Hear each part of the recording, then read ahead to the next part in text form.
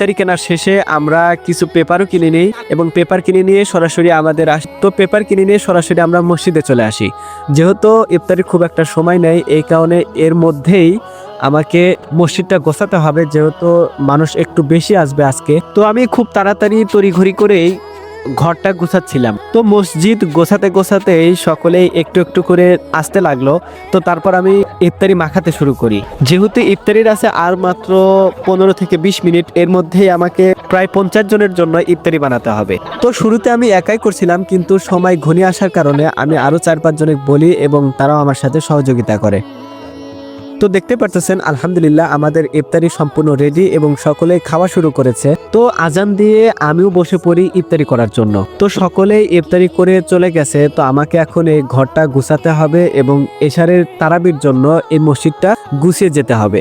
তো আপনারা দেখতে পারলেন আমি এক এক করে সবকিছু গোছাতে লাগলাম এবং থালি বাটিগুলো ধুয়ে রাখছিলাম আগামীকালের জন্য।